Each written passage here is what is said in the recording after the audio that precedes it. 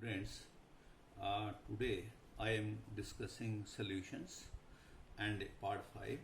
In this, I am today discussing with you solubility of solubility of solubility of solids in liquid. देखो बेटा, ये just for knowledge है, question इसका बहुत काम आता है। ठीक है, ध्यान से हैं, इसको सिर्फ समझना है आपने, रट्टा नहीं लगाना, अंडरस्टैंड करो और समझो नॉलेज के लिए। तो सॉल्युबिलिटी होती क्या है? सॉल्युबिलिटी जो है, it is defined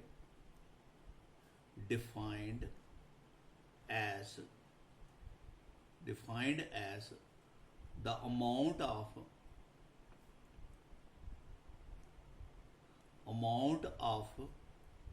solute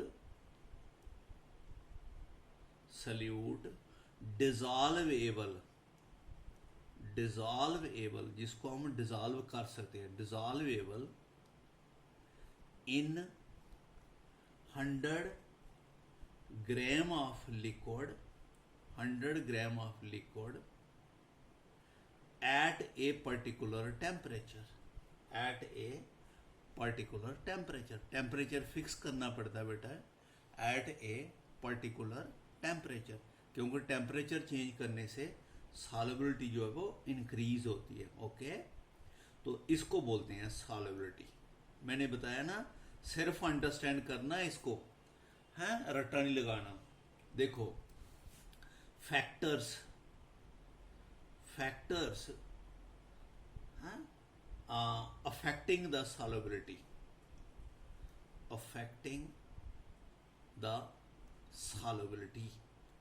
affecting the solubility, factor जो सॉल्युबिलिटी को अफेक्ट करते हैं, तो ये ठीक है।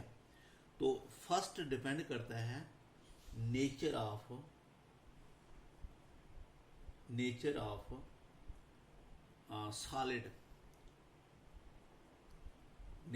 Solid,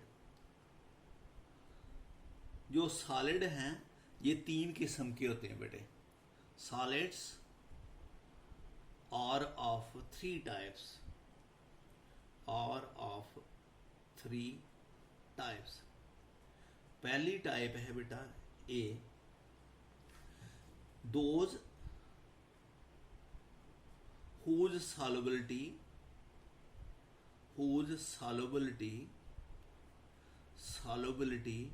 increases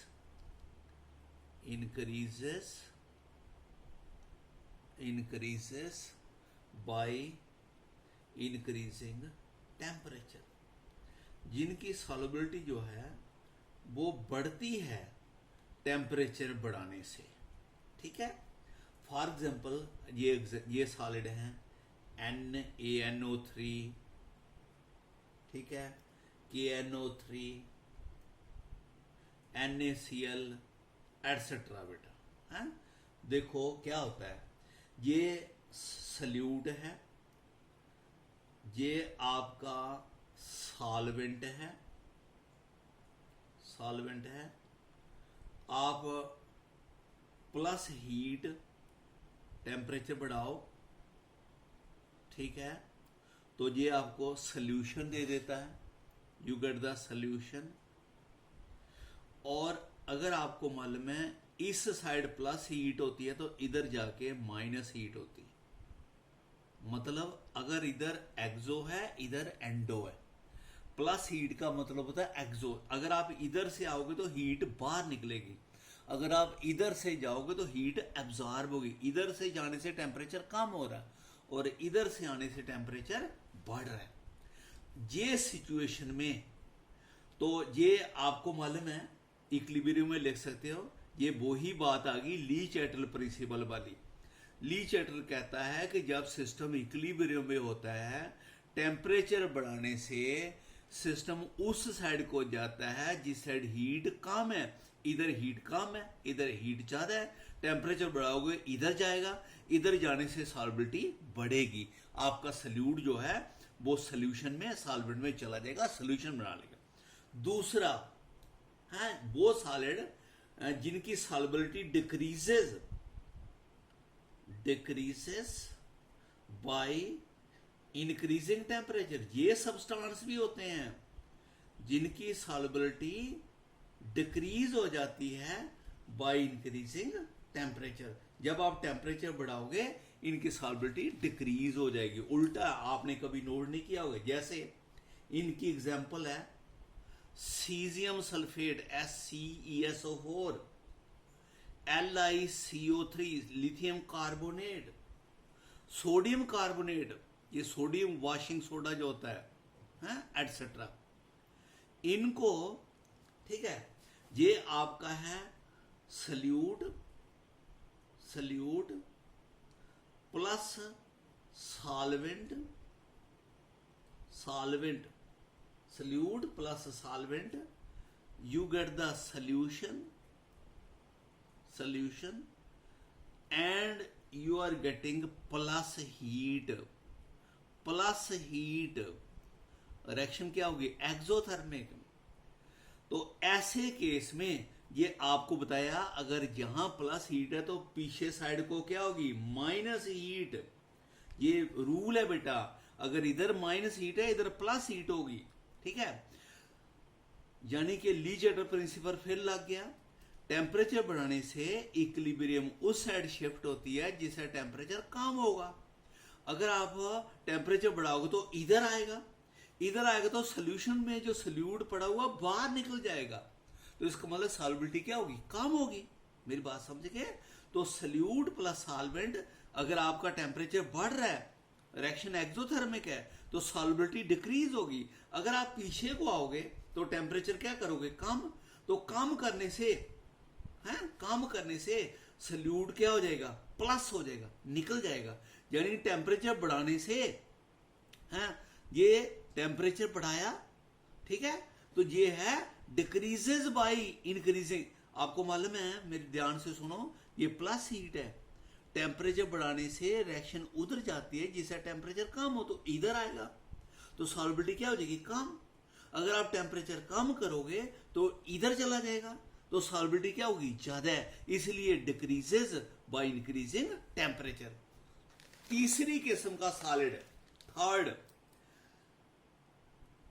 does not increase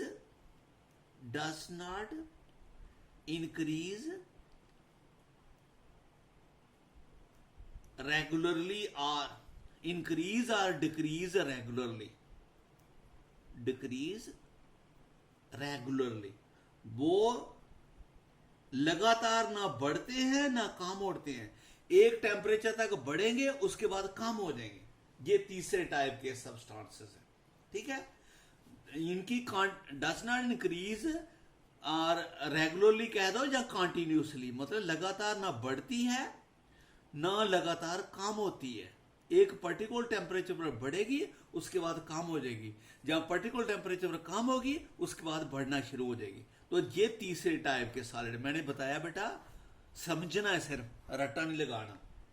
जैसे ये CaCl2 है, ये जो सब्सटेंसेस होते हैं, सच सब्सटेंसेस ये उस तरह के सब्सटेंसेस होते हैं which changes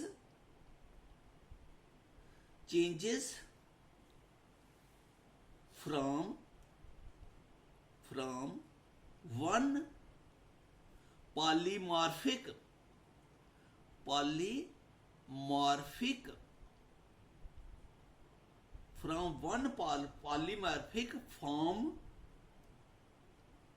form to another. Hydrated form भी कह सकते हो।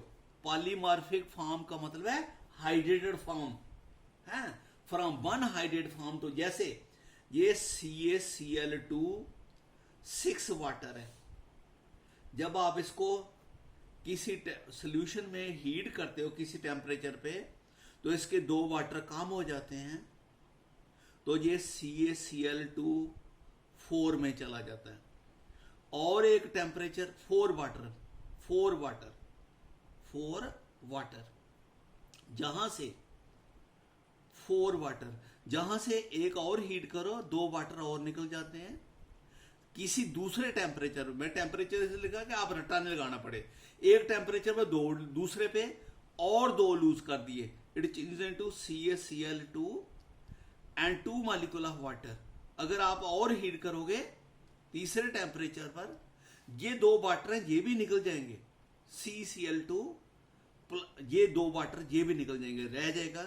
यानी ऐसे सब्सटेंस जिनकी पॉलीमॉर्फिक फॉर्म चेंजेस हो जाए हैं विद द टेम्परेचर, ठीक है, वो एक पॉलीमॉर्फिक फॉर्म से दूसरे में चेंज हो जाए विद टेम्परेचर, ऐसे सब्सटेंस जो हैं उनका सॉल्युबिलिटी ना इंक्रीज होती है ना डिक्रीज होती है रेगुलरली, ठीक है।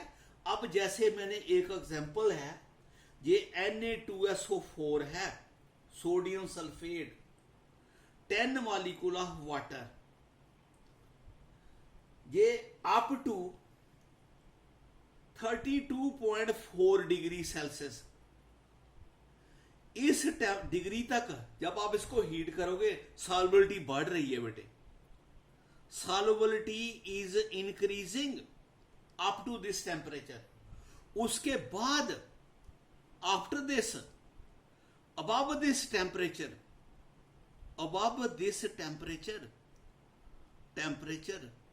solubility decreases।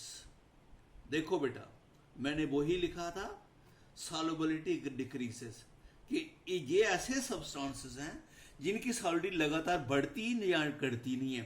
पहले बढ़ रही थी, जहां तक सॉल्युबिलिटी बढ़ती गई और इसने वाटर लूज कर दिए जितने भी थे हैं। इसके बाद 10 मॉलिक्यूल वाटर है बेटे, 10 मॉलिक्यूल ऑफ वाटर है, sodium sulphate, water of crystallization इसमें 10 है। हीट किया आपने अप टू 32, सॉल्युबिलिटी बढ़ती जा रही है और ये वाटर को लूज करता जा रहा है, ठीक है। और फिर जब ये सारे वाटर लूज कर देता है, उसके बाद जब आप इसका टेम्परेचर बढ़ाते हो तो इसकी सॉल्युबिलिटी बढ़ने के बजाय डिक्रीज हो जाती है, बढ़ने के बजाय कम हो जाती है, समझ लगी। तो यही है कि सॉल्युबिलिटी इनकी लगातार ना बढ़ती है ना कम होती है, पहले बढ़ रही थी फिर डिक्रीज होना शुरू हो गई। तो आपको इसकी ये भी बात बताऊं, ये Na2SO4 10 मॉलिक्यूल ऑफ वाटर, 10 बेटे 10 वाटर है इसमें, ठीक है। ये इसको हीट कर रहे हैं 32.4 तक डिग्री सेल्सियस तक, ये सारे वाटर लूज कर देता है बेटा, इसके सब के सब वाटर बाहर निकल जाते हैं, 10 वाटर, ठीक है। अगर आप इसका टेम्परेचर बिलो कर दोगे, बिलो ये अबव, इसके ऊपर चले जाएगा सारे वाटर निकल जाएंगे। बिलो दिस टेम्परेचर, अगर बिलो करोगे टेम्परेचर इससे कम है, बिलो किससे बिलो 32.4 डिग्री सेल्सियस से, ये दोबारा इसमें चेंज हो जाएगा। तो ये एक टेम्परेचर होता है जिसमें एक पॉलीमॉर्फिक सब्सटेंस एक फॉर्म से दूसरी में चला जाता है और उसी टेम्परेचर पे वापस आता है, that is called as a transition temperature. Transition temperature क्या होता है? A temperature at which a substance changes from one form to another form. अगर आप इसको इस टेम्परेचर पर रखोगे तो ये इसमें चला जाएगा, है? इस वक्त आपको इसमें इस पर रखने के लिए लगातार हीट करना पड़ेगा, टेम्परेचर नहीं बढ़ेगा। आप हीट कर रहे हो, टेम्परेचर 32 है, क्योंकि वो वाटर जो आपका हीट कर रहे हो वो टेम्परेचर वाटर निकालने में यूज हो रहा है। लेकिन अभी आपने टेम्परेचर 32 रखा है, ये इस फॉर्म में है, तो ये अब आप टेम्परेचर को इधर जाएगा, ये हीट को लूज करेगा, है? इस साइड को ये आपका 32 से है माइनस हीट है और इस साइड को ये प्लस हीट है। मतलब आप इस टाइम ये हीट करते जाओगे वाटर निकल जाएगा। अब उसको हीट करना बंद कर दो, टेम्परेचर 32 रखना है, लेकिन वो क्या कर रहा है, हीट को क्या कर रहा है, प्लस छोड़ रहा है टेम्परेचर का खुद बढ़ेगा। आपने कम पर कितना रखना है, टेम्परेचर बढ़ेगा लेकिन आपने टेम्परेचर उतना ही रखना है। तो वो सारे का सारा सॉलिड सब्सटेंस इधर, यानी इसी टेम्परेचर पर अगर आप टेम्परेचर बढ़ा हीट करोगे टेम्परेचर कांस्टेंट रहेगा, वो इधर चला जाएगा। इसी टेम्परेचर पर अगर आप टेम्परेचर बढ़ने दोगे हैं, कम करते जाओगे, रहेगा इतना ही लेकिन टेम्परेचर, तो ये इस फॉर्म से इधर, this is called as a transition temperature, a temperature at which the substance can be change from one form to another form. Okay, one polyform to another poly. Okay बेटा, इसको सिर समझना है, कोई रट्टा लगाना, जहां से समझ नहीं आई बुक से भी पढ़ो, फिर मेरे से पूछो। ओके।